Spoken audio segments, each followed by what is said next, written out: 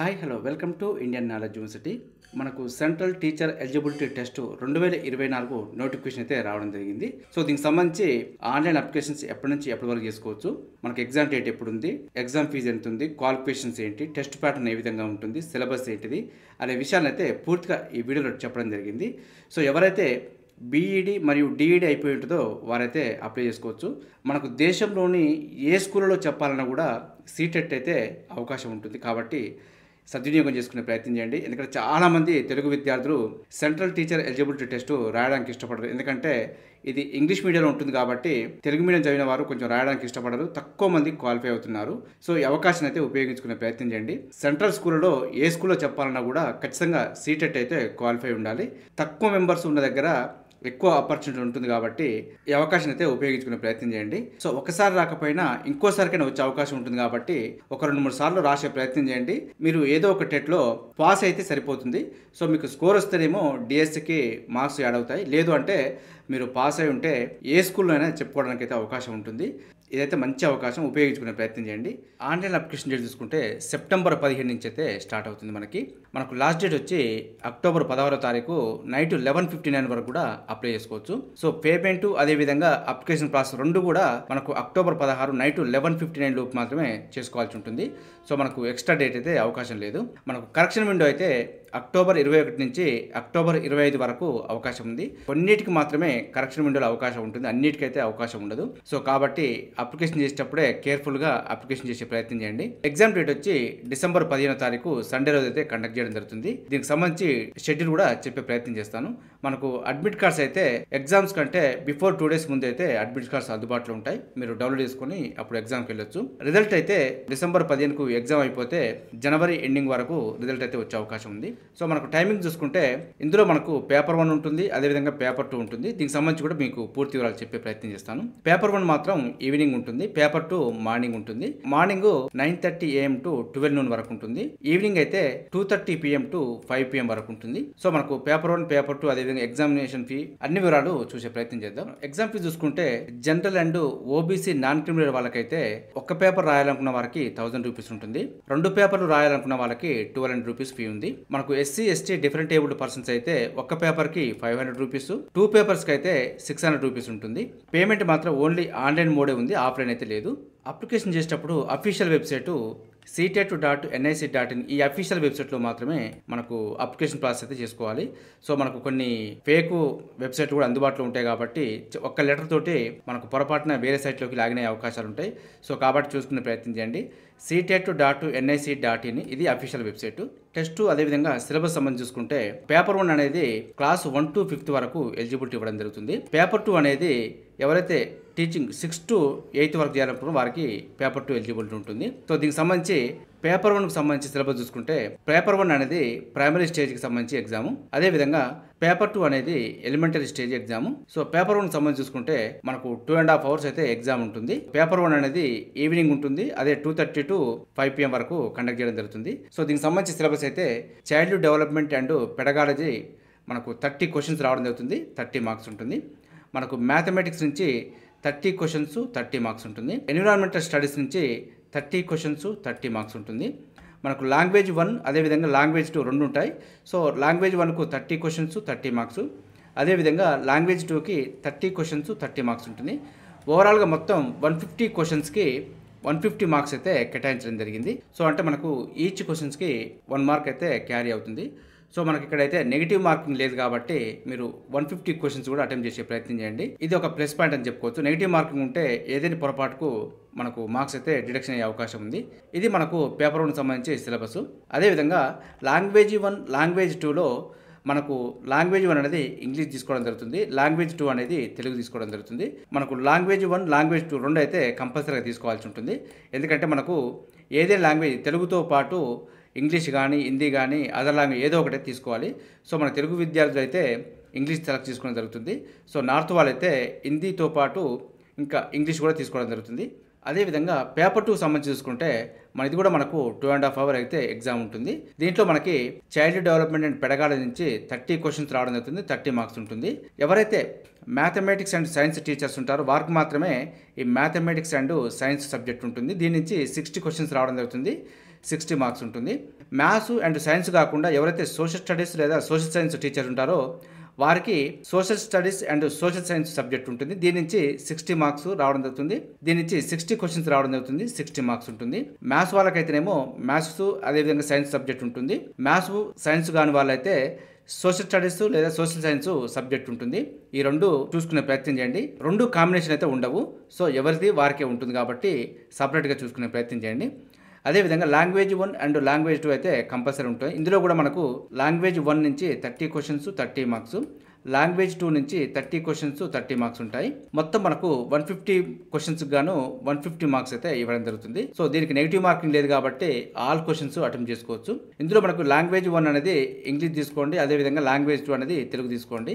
So మీ ఇష్టం, తెలుగుతో పాటు వేరే ఏదైనా తీసుకోవచ్చు, లేదంటే ఇంగ్లీష్తో పాటు ఇంకా వేరే లాంగ్వేజ్ కూడా తీసుకోవచ్చు. క్వశ్చన్ పేపర్ మాత్రం బైలింగ్వల్లో ఉంటుంది, అంటే మనకు ఇంగ్లీష్ అండ్ హిందీలో మాత్రమే ఉంటుంది, తెలుగులో అయితే అవకాశం లేదు. టెట్ క్వాలిఫైయింగ్ చూసుకుంటే 60% అయితే కంపల్సరీ రావాలి. 60% కంటే ఎక్కువ వస్తే మీకు బెనిఫిట్గానే చెప్పుకోవచ్చు. మినిమం అయితే 60% వచ్చిన వారికి మాత్రమే టెట్ పాస్గా పరిగణించడం జరుగుతుంది. సో టెట్ కనుక పాస్ అయి ఉంటే మీకు కేంద్రీయ విద్యాలయాలు కానీ, నవోదయ విద్యాలయ సమితి కానీ, సెంట్రల్ టిబెటన్ స్కూల్స్లో కానీ, ఏకలవ్య స్కూల్స్ కానీ, ఇంకా సెంట్రల్ సంబంధించిన ఏ స్కూల్లోనైనా కూడా మీరు సీటెట్ కనుక పాస్ అయి ఉంటే మీకు టీచింగ్ అయితే అవకాశం ఉంటుంది. సీటెట్ లేకుండా వాళ్ళు తీసుకునే అవకాశం లేదు కాబట్టి సో సీటెట్ కనుక క్వాలిఫై అంటే మీకు ఫస్ట్ ప్రిఫరెన్స్ ఉంటుంది. జాబ్ అయితే 100% సెక్యూరిటీ ఉంటుంది. మనకు సీటెట్కి సంబంధించి వ్యాలిడిటీ చూసుకుంటే ఇదైతే లైఫ్ టైం వ్యాలిడిటీ ఉంటుంది. ఒక్కసారి కనుక మీరు సీటెట్ పాస్ అయితే మీరు జీవితంలో మళ్ళీ రాయాల్సిన అవసరం లేదు. రాసుకుంటే మాత్రం స్కోర్ పెరిగితే మీకు బెనిఫిట్గా మీరు ఏదైనా ఎగ్జామ్ రాసినప్పుడు మార్కులు యాడ్ అయ్యే అవకాశం ఉంటుంది. సో ఒక్కసారి పాస్ అయితే సరిపోతుంది. మనకు ఎగ్జామ్ సంబంధించి చూసుకుంటే మనకు 4 డిఫరెంట్ సిటీస్ అయితే ఆప్షన్ పెట్టుకోవచ్చు కూడా మనకి ఇవ్వడం జరిగింది.